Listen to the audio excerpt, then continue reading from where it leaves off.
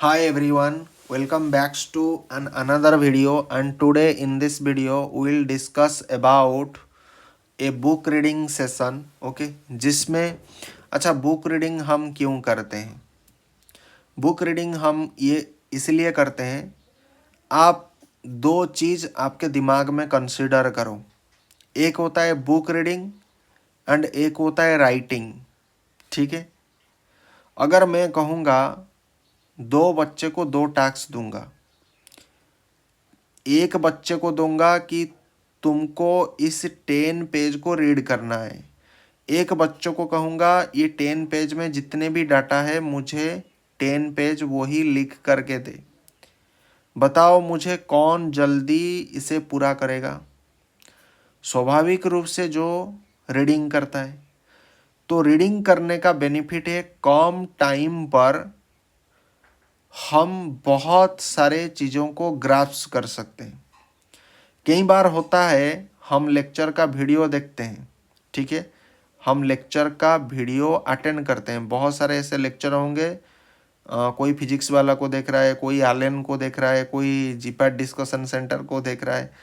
तो ये देखने के बाद मान लीजिए आप ऑटोनॉमिक नर्वस सिस्टम पढ़ रहे हो, लेक्चर उठा रहे हो, लेकिन जब वही ऑटोनॉमिक नर्वस सिस्टम को आप जब जाकर के केडी त्रिपाठी खोलते हो तो वहाँ पर प्रॉब्लम आ जाता है, क्योंकि वहाँ पर बहुत सारे ऐसे टर्मिनोलॉजी आता है, बहुत सारे ऐसे वर्ड आता है जिनका मीनिंग आपको पता नहीं। ठीक है, पहली बात। दूसरी बात है, वहाँ पर जितने भी सेंटेंस है वो जनरली इंग्लिश लैंग्वेज में लिखा गया है। तो हर एक पैराग्राफ का मीनिंग क्या है, सेंटेंस का मीनिंग क्या है, एंड उसी सेंटेंस में उसी वर्ड का मीनिंग क्या है ये पता नहीं। जैसे कि मैं सैचुरेशन एक वर्ड बनाऊंगा, सैचुरेशन आप दो जगह में, वैसे तो बहुत जगह में सैचुरेशन वर्ड यूज हो सकता है, लेकिन मैं दो जगह में एग्जांपल आपको दे सकता हूँ। आपने ऑर्गेनिक केमिस्ट्री पढ़ा होगा। ऑर्गेनिक केमिस्ट्री में जब हम double bond, triple bond, unsaturated hydrocarbon, saturated hydrocarbon ये जब पढ़ते हैं वहाँ पर सैचुरेशन यूज आता है। जब हम oxygen oxygen okay, acute heart attack case में ऑक्सीजन जब क्या होता है 90% होता है, तो हम क्या करते हैं ऑक्सीजन इनहलेशन के माध्यम से देते हैं, तो वहाँ पर भी सैचुरेशन वर्ड आता है। तो उस जगह पर सैचुरेशन का मीनिंग क्या है एंड ऑर्गेनिक केमिस्ट्री वाला सैचुरेशन का मीनिंग क्या है? तो सैचुरेशन तो हो गया एक वर्ड, लेकिन उसका मीनिंग डिफरेंट पर्सपेक्टिव से, डिफरेंट कंडीशन के अनुसार उसका जो मीनिंग होता है वो डिफरेंट हो जाता है। एंड इसी कारण से हमें मेडिकल के जितने भी किताब होते हैं वो क्या होता है, हमें कॉम्प्लिकेटेड लगता है, क्योंकि हमने कभी बुक रीडिंग नहीं किया है। इसीलिए देखना जितने भी फेमस जो टीचर होंगे वो कहेंगे हमारा लेक्चर वीडियो तो अटेंड करो, लेकिन इसके साथ साथ बुक रीडिंग का आदत भी डाल लो। लेकिन आप क्या करते हो, उनका एक तो उनका लेक्चर वीडियो आप ठीक से नहीं देखते हो, स्किप मार मार के देखते हो। दूसरी बात क्या करते हो, बुक रीडिंग का वो सजेस्ट करते हैं, आप बुक रीडिंग नहीं करते हो। इसका मैं एक कारण समझता हूँ, क्योंकि उन टीचर ने खुद भी बुक रीडिंग नहीं किया है, तो इसीलिए वो जब कुछ बात कहेंगे तो उसका प्रभाव आपके ऊपर नहीं पड़ेगा। लेकिन अगर मैं खुद बुक रीडिंग कर रहा हूँ, रीड टू लीड एक यूट्यूब चैनल, मैं खुद पढ़ रहा हूँ, तो मैं कल को अगर आपको कहूँगा बुक रीडिंग करो तो आप क्या करोगे? अल्टीमेटली करोगे, क्योंकि मुझे भरोसा है आपके ऊपर कि आप कर लोगे। अगर आप नहीं करोगे, भाई कोई बंदा इतना प्रैक्टिकलिटी में विश्वास कर रहा है कि मैं जो चीज़ करूँगा वही चीज़ को बोलूँगा, जो चीज़ मैं नहीं करूँगा वो चीज़ मैं किसी को नहीं बोलूँगा कि ऐसा करो वैसा करो। तो मैं अगर खुद बुक रीडिंग करता हूँ तो मैं आपको कह सकता हूँ बुक रीडिंग करो। एंड बुक रीडिंग का क्या बेनिफिट होगा ये तो मैंने अभी अभी आपको बताया था। बुक रीडिंग में हमें क्या होगा, कई बार हम बहुत सारे किताब का कलेक्शन करते हैं, लेकिन उन किताब को जिंदगी भर कभी एक बार भी पढ़ा हम नहीं पढ़ते हैं, एक बार भी नहीं पढ़ते हैं। Even if a single page can not read by us, single page की मैं बात कर रहा हूँ। तो इसीलिए मैंने नारा दिया है, इसीलिए मेरा मेरा ये जो मोटिव है, मैं हमेशा आपसे ज़्यादा नहीं चाहता हूँ। ओके, ज़्यादा मेरा आशा नहीं है। मैं बहुत ही छोटा आदमी हूँ, तो मैं बहुत ही छोटा आशा करूँगा कि हर दिन, एवरी डे, ओके, हर दिन आपको क्या करना है, मिनिमम गोल हम सेट करते हैं, ठीक है। एवरी डे हम क्या करेंगे, 1 पेज का रीडिंग करेंगे, 1 पेज का रीडिंग करेंगे। यह हमारा टारगेट है। बहुत आसान सा टारगेट दिया हूँ। क्या इतना टारगेट आपसे अचीव हो जाएगा? अगर आपको नहीं लग रहा है कि अचीव नहीं होगा, तो आप इस चैनल को फॉलो करते रहना, आपको पता चल जाएगा अचीव होगा कि नहीं होगा। बाकी ऊपर वाला की कृपा होना भी चाहिए हमारे ऊपर। Okay, so now coming to the cell. So आज हम बेसिकली देखो पढ़ेंगे क्या, हम इसी बुक से आज पढ़ेंगे, ठीक है। Integrated text book of biochemistry, इसका हो गया 2nd एडिशन, इंदुमती भी सौभाग्य लक्ष्मी का हम पढ़ेंगे, ठीक है। एंड ये एक मेडिकल बुक है, आपको सभी को पता होना चाहिए, एक्सक्लूसिवली फॉर CBME करिकुलम। अच्छा, बुक रीडिंग करने का मेरा ये उद्देश्य ये भी है कि by the profession we are pharmacist, लेकिन हर फार्मासिस्ट का क्या गोल है, उनका काम करने का तरीका क्या है, मुझे वो पता नहीं। लेकिन मैं सिर्फ इतना जानना चाहता हूँ कि अगर मान लीजिए कभी कोई डॉक्टर अगर कुछ ट्रीटमेंट कर रहा है, तो मुझे पता होना चाहिए डॉक्टर ट्रीटमेंट क्या कर रहा है, पहली चीज़। और ये मैं पता करूँगा उस डॉक्टर को पूछ करके नहीं, क्योंकि आजकल डॉक्टर के पास इतना टाइम नहीं कि वो आपको कहेंगे कि ये कर रहा हूँ वो कर रहा हूँ, ठीक है। तो पहली चीज़, बुक रीडिंग से हमारे अंडर ये अंडरस्टैंडिंग आएगा कि डॉक्टर अभी कर क्या रहा है। सेकंड थिंग, मान लीजिए वो अभी आट्रोपिन दे रहा है, मान लीजिए अभी वो एजिथ्रोमाइसिन दे रहा है, तो आपको पता चलना चाहिए डॉक्टर ने एजिथ्रोमाइसिन क्यों प्रिस्क्राइब किया। Got it? तो मैं आपको लॉजिकली समझाऊंगा, ठीक है, लॉजिकली कि एजिथ्रोमाइसिन क्यों दिया। हालांकि आजकल के जितने भी एंटीबायोटिक वो इतनी मतलब कोई लॉजिक से वो नहीं देते हैं, कोई भी एंटीबायोटिक प्रिस्क्राइब कर लेते हैं। लेकिन मैं आपको जब पढ़ाऊंगा फार्माकोलॉजी, मैं आपको तब बताऊंगा कि हमें लॉजिकली एंटीबायोटिक को प्रिस्क्राइब करना चाहिए। ऐसा नहीं कि हम कोई चीज़ उठाएंगे और पेशेंट को दे देंगे, ऐसा नहीं होता है, ठीक है ना। अगेन हमारा लिमिटेशन है। एंड जब भी मैं आपको कोई मेडिसिन के बारे में जानकारी दूंगा, तो हमेशा ये जानकारी रखने के बाद ऐसा नहीं होगा कि आप जाकर के आपको अगर इसी कोई भी डिजीज अगर होगा, तो आप सीधा जाकर के मेडिसिन मत कंज्यूम करना, क्योंकि डॉक्टर कंसल्टेशन बहुत ही इम्पोर्टेंट होता है, ठीक है। ज्ञान रखना एक अलग बात है, लेकिन डॉक्टर का कंसल्टेशन लेना वो दूसरी चीज़ है, ठीक है। ऐसा नहीं कि ज्ञान खराब है, ज्ञान खराब नहीं होगा, आपके सामने बुक रहेगा, आपके सामने सब कुछ रहेगा, आपको पता चलेगा मैं क्या पढ़ा रहा हूँ, क्या पढ़ रहा हूँ, सब कुछ पता चलेगा। ये विथ प्रूफ भी रहेगा, ऐसा नहीं कि आपको पता नहीं चलेगा कुछ, ठीक है। तो बहुत सारे ऐसे एस्पेक्ट है जिसको हम टच करना चाहते हैं। हमें लोअर एक्सट्रीमिटीज, हायर एक्सट्रीमिटीज, हर एक एंगल को टच करना चाहिए। और इसी टच को अचीव करने के लिए हमें क्या करना पड़ेगा, बुक रीडिंग करना पड़ेगा। बुक रीडिंग से हमारा माइंड का जो एनलार्जमेंट होता है, जो थिंकिंग प्रोसेस का, वो डेवलप होने लगता है, ठीक है।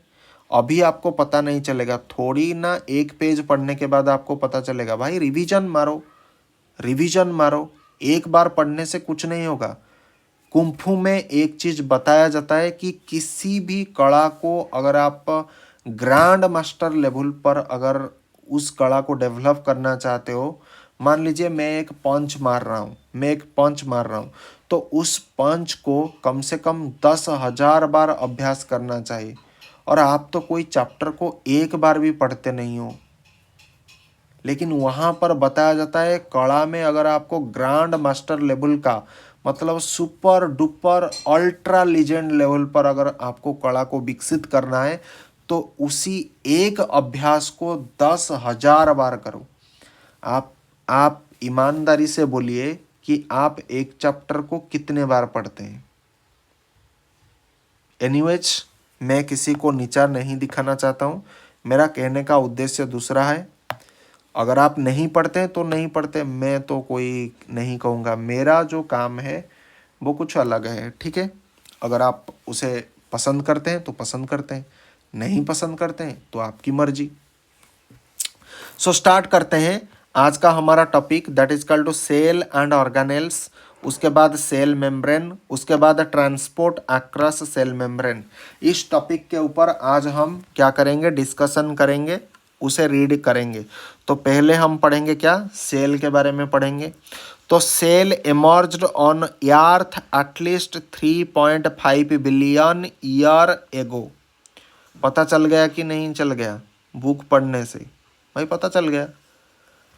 अब जरूरी नहीं एक बार पढ़ने से याद हो जाएगा भाई, दोबारा रीडिंग मारो, तीसरी बार रीडिंग मारो, ऐसे करके करके 10,000 बार रीडिंग मारो। याद रहेगा कि नहीं रहेगा, सबकॉन्शियस माइंड में जाएगा कि नहीं जाएगा। हो सकता है आज जो हमने पढ़ा है वो कल हम भूल जाएं, ठीक है, भूल जाएंगे तो भूल जाएंगे, लेकिन अगली बार याद भी तो करेंगे ना, अगली बार हम उसे याद कर लेंगे। The cell from Latin word that is known as cella. Cell कहाँ से आया है, लैटिन वर्ड से आया है जिसका नाम है सेला। सेला का मीनिंग क्या हो गया, स्मॉल रूम। ये एग्जाम में पूछा जा सकता है। Is the basic structural functional biological unit of all known organism, जिनको हम जानते हैं। Cell were discovered by Robert Hooke in 1665, who named them for their resemblance to cell, that means room, inhabited by Christian monk in a monastery.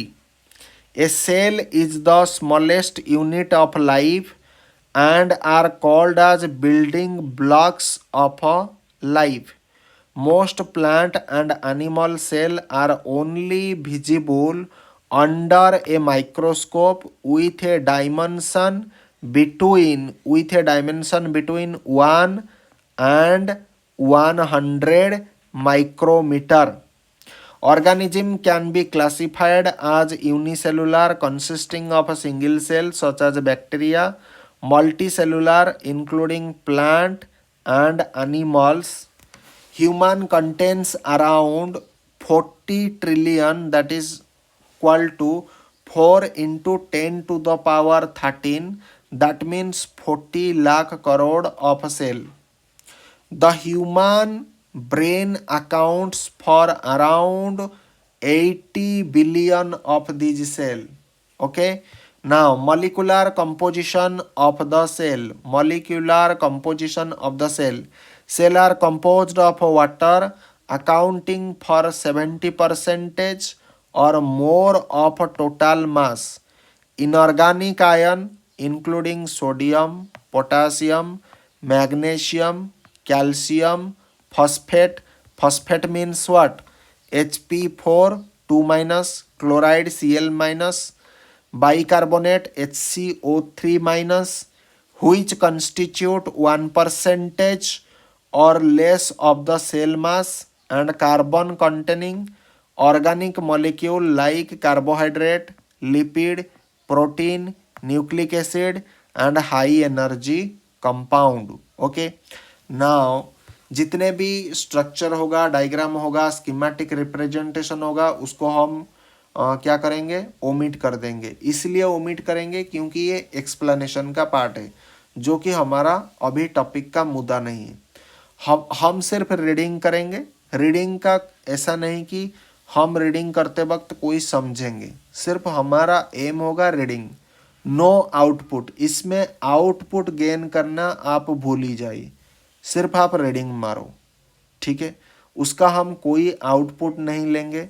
उस paragraph का क्या meaning होगा हमें कुछ नहीं समझना है, सिर्फ रीडिंग मारना है बस।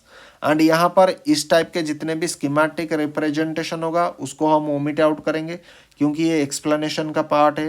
एंड ये जितने भी मान लीजिए स्ट्रक्चर होगा, इस ये जितने भी स्ट्रक्चर है उसको भी ओमिट करेंगे क्योंकि अगर उस स्ट्रक्चर को हम पढ़ेंगे तो ये एक्सप्लेनेशन का पार्ट हो जाएगा जो कि हमारा मोटिव नहीं है। तो हमारा गोल जैसा होगा उस अकॉर्डिंग हम मेहनत करेंगे, ठीक है। तो हमारा सिर्फ इतना मुद्दा है कि हम बुक को पढ़ेंगे बस, दैट्स ऑल। इसके अलावा हमारा कुछ काम नहीं। Now types of cell, types of cell में कितने टाइप का सेल होता है? Cell are of two type, one is prokaryotic cell, another one is eukaryotic cell. Now prokaryotic cell क्या होता है? The word prokaryotic is a Greek word where pro means before and karyons means nucleus. They do not have a nucleus, but instead generally have a single chromosome, a piece of circular double-stranded DNA located in an area of the cell called the nucleus. Most prokaryotes have a cell wall outside the plasma membrane for added support and protection. Reproduction in prokaryotes is asexual and usually takes place by binary fission. Binary fission. Binary fission. The eukaryotic cell. The word eukaryotic means possessing a true nucleus. The eukaryotic cell has a cell membrane and a nuclear membrane. Eukaryotic cell contains nucleus, mitochondria, Golgi apparatus, and endoplasmic reticulum and lysosomes. Nucleus contain well-defined chromosomes. हमने क्या किया? हमने एक book को purchase किया था, लेकिन इसी बुक को कई दिनों तक हमने एक पेज भी नहीं पढ़ा था। तो आज कम से कम हमें संतुष्टि मिला है कि कम से कम एक पेज हमने पढ़ा है, ठीक है। इसका उद्देश्य बहुत, अगर ये देखो इस बुक में कम से कम 1000-1500 पेज होगा, व्हाटएवर में भी जितना भी पेज होगा वो होगा, ठीक है। अगर उतना पेज अगर हम पढ़ेंगे, मान लीजिए आप जो सोचते हो कि पढ़ने का, देखो ऐसा एक मैं बात बताऊं, बहुत दिल से बात बता रहा हूं। आप जो बोलते हो ना पढ़ने से क्या फ़ायदा, और मैं भी आपको बता दिया कि मैं कोई एक्सप्लेनेशन नहीं करूंगा। अरे कुछ एक्सप्लेनेशन करने का आवश्यकता नहीं। ये चैप्टर को अगर आप 10 बार पढ़ोगे ना तो कुछ तो याद आएगा, एक सेंटेंस तो याद आएगा, एक पैराग्राफ तो याद आएगा। बस आप वो हिसाब लगाना कि 10 बार पढ़ने से मुझे इतना डाटा मिल रहा है, तो मैं 20 बार पढ़ दूंगा तो इतना डाटा मिल जाएगा। 20 बार पढ़ने से ये डाटा मिल रहा है तो मैं 30 बार पढ़ूंगा, अगली बार 40 बार पढ़ूंगा, सिर्फ इसी चैप्टर 1 को पढ़ूंगा। तो मुझे बताओ, क्या आपको किसी चीज़ की समझने की ज़रूरत है, या आप चाहोगे कि कोई मेरे को आकर के समझा दे? ऐसा हो सकता है क्या? सिर्फ आप अपने को ये चीज़ में रखो, ठीक है। आप अपने पर अगर विश्वास करोगे तो खुद ये जो किताब है ना, ये खुद आपको कहेगा कि मेरे अंदर क्या ज्ञान छुपा है। बस उसे जितनी बार दोहन करोगे। इसीलिए मैंने तो बताया था कि यहाँ पर हर एक वर्ड को हम डिक्टेट करेंगे। कार्बोहाइड्रेट क्या होता है, लिपिड क्या होता है, प्रोटीन क्या होता है, न्यूक्लिक एसिड क्या होता है, हाई एनर्जी कंपाउंड क्या होता है, हर चीज़ को आप, आजकल के एआई ज़माना आ गया, क्या कर रहे हो यार पढ़ने का। पहले हम समझ सकते हैं कि अगर कोई वर्ड को हमें सर्च करना है तो डिक्शनरी खोलना पड़ता है, उसका इंडेक्स को जाना पड़ता है। आजकल अगर आपको कोई चीज़ समझ में नहीं आता है, व्हाट इज़ बैक्टीरिया, डेफिनेशन आ गया। टाइप्स ऑफ बैक्टीरिया, डेफिनेशन आ गया। What is the size of a bacteria, definition आ गया। मतलब क्या कुछ नहीं आता है, हर वो चीज आता है। सिर्फ आपको सर्च करने के लिए आपके पास लॉजिकल ब्रेन होना चाहिए। अगर आपके पास लॉजिकल ब्रेन है तो मैं नहीं कभी ये मान सकता कि आपसे हो नहीं पाएगा। ठीक है, आप जो बोलते हो होगा कुछ नहीं, कभी कुछ घटेगा नहीं, बहुत कुछ घटेगा बेटा। आज तो शुरुआत है।